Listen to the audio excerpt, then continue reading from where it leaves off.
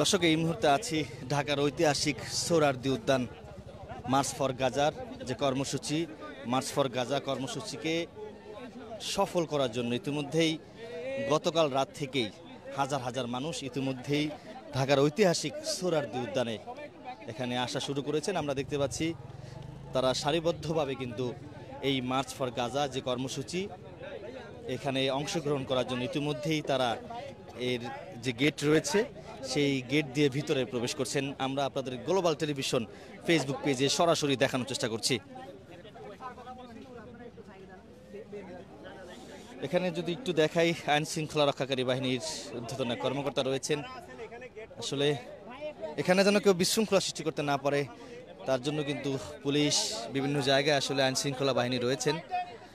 ইতিহাসে এটি সম্ভবত প্রথম গণজমায়েত অনুষ্ঠান হতে যাচ্ছে ফিলিস্তিনের পক্ষে মার্চ ফর গাজা এই কর্মসূচিকে সফল করার জন্য। ইতিমধ্যেই রাজধানীর ঐতিহাসিক সোহরাওয়ার্দী উদ্যানের মোটামুটি সব জায়গাতেই মানুষ চলে আসছেন। আর যতটুকু জানা গেছে দুপুর 2টা বাজে ঢাকার জিরো পয়েন্ট, সেই ঢাকার জিরো পয়েন্ট থেকেই মেহমানরা ওইখান থেকে মিছিলে অংশগ্রহণ করবেন। অংশগ্রহণ শেষে ওইখান থেকে তারা এই মার্চ ফর গাজা এখানে অংশগ্রহণ করবেন, এই কর্মসূচিতে এখানে আসবেন।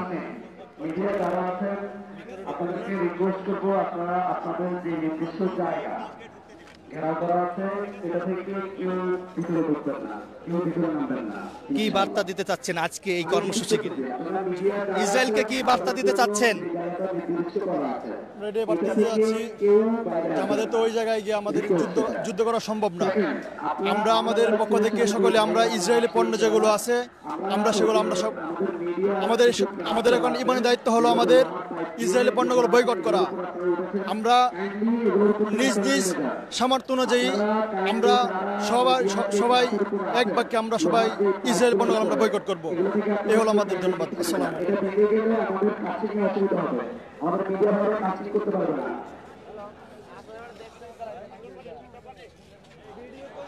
আমরা যদি একটু দেখাই আরেকটি জায়গায় আসলে ফিলিস্তিনের পক্ষে তারা এক জায়গায় অবস্থান নিয়েছেন, তারা মিছিল করছেন।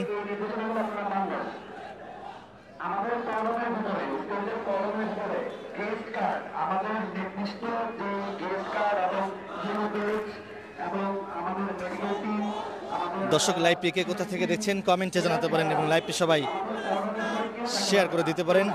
স্লোগান একটাই, ফ্রি ফ্রি ফিলিস্তাইন, এই নামে কিন্তু স্লোগান দিচ্ছে, স্লোগান দিয়ে সামনে এগোচ্ছে।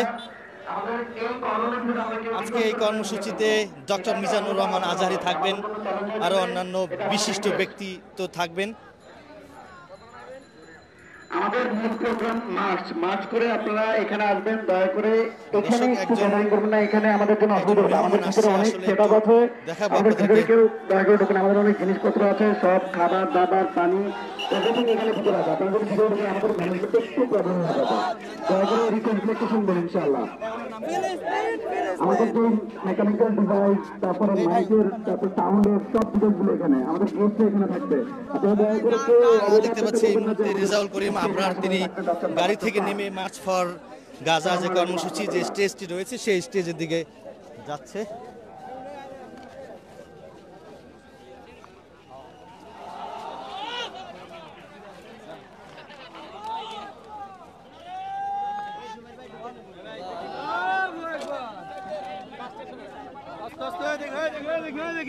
রেজাউল করিম আবরার তিনি ভিতরে প্রবেশ করছে। সবাই না ঢুকে, সবাই না ঢুকে, সবাই না ঢুকি, সবাই না ঢুকি। রাস্তাটা সহজ করে দিন, রাস্তাটা সহজ করে দিন। গ্যাদারিং করতেছেন কেন আপনারা?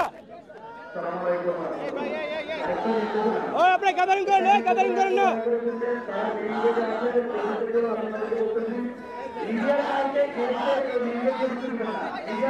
আরে গ্যাদারিং করতেছেন কি অবস্থা?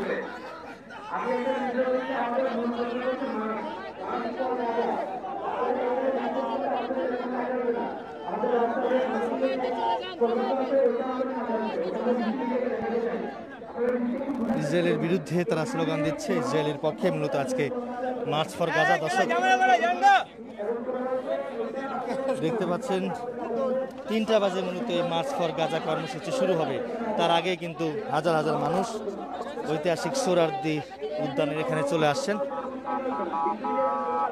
আচ্ছা, কি বার্তা দিতে চাচ্ছেন ইসরায়েলকে এই মার্চ ফর গাজা কর্মসূচি ঘিরে? আমরা এই কর্মসূচির মাধ্যমে জানতে চাই, ইসরায়েল নিপাত যাক, ফিলিস্তিন জিন্দাবাদ। ইসরায়েল নিপাত যাক, ফিলিস্তিন জিন্দাবাদ। আমরা চাই ফিলিস্তিনের মুসলিম নেতাদের সামনে আমরা আমাদের আন্দোলনের মাধ্যমে ইসরায়েলের শোষণ, নিপীড়ন, অত্যাচার ফিলিস্তিনের উপর থেকে একদম নিষ্পৃত হয়ে যাবে ইনশাআল্লাহ। আমরা আশা করি বাংলাদেশের তাওহীদি জনতা সারা বিশ্বের মুসলিমদের সাথে ঐক্য মত পোষণ করে আমরা আগামী দিনে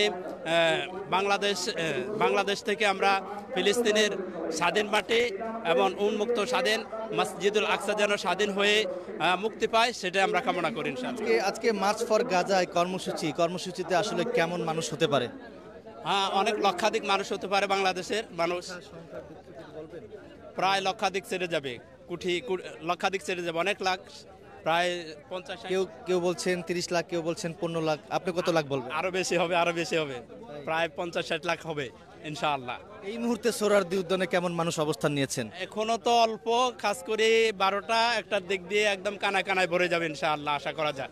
কি বার্তা দিতে চাচ্ছেন আজকে এই কর্মসূচি ঘিরে ইসরায়েলকে আমরা এই বার্তাই দিতে যাচ্ছি যে এখান থেকে আমরা আমাদের মুসলিম ভাই বোনদেরকে যারা এইভাবে হত্যা করতেছে, দিনের পর দিন নির্যাতন করতেছে, তাদেরকে আমরা বলতে চাই যে তোমরা এখনই সাবধান হয়ে যাও, তাদের ভূমি ছেড়ে তোমরা পলায়ন করো, এখান থেকে চলে যাও। আর না হলে মুসলিম জাতি তোমাদেরকে আর বেশি দিন এই জায়গায় থাকতে দিবে না। নবীজি মোহাম্মদ সাল্লাল্লাহু আলাইহি সাল্লাম হাদিসে বলে গেছে যে কিয়ামতের আগে এমন সময় আসবো যেই সময় গাছ কথা বলবো যে আমার পিছে ইহুদি আছে, তুমি তাকে হত্যা করো। ওই দিন বেশি দূরে নয়, অচিরেই চলে আসবে। ওই দিন আসার পূর্বেই তোমরা সতর্কবাণী নাও, যদি না নাও তাহলে তোমাদেরকে আমরা এইভাবে হত্যা করবো যেভাবে নবীজি বলে গেছে। তোমরা যেভাবে হত্যা করতে আসছে আমাদের মা বোনদেরকে, তোমরা ওইভাবে হত্যা হইবে আমাদের হাতে ইনশাআল্লাহ। নারায়ে তাকবীর, আল্লাহু আকবার, সাবিলুনা আল জিহাদ, দুনিয়ার মুসলিম এক হও। তো দর্শক দেখছেন, মার্চ ফর কর্মসূচি সফল করার লক্ষ্যে ইতিমধ্যেই হাজারো মানুষ ঢাকার ঐতিহাসিক সোহরাওয়ার্দী উদ্যানে আসা শুরু করেছেন। সেটি এতক্ষণ পর্যন্ত আপনাদেরকে গ্লোবাল টেলিভিশন ফেসবুক পেজে সরাসরি দেখানোর চেষ্টা করেছি।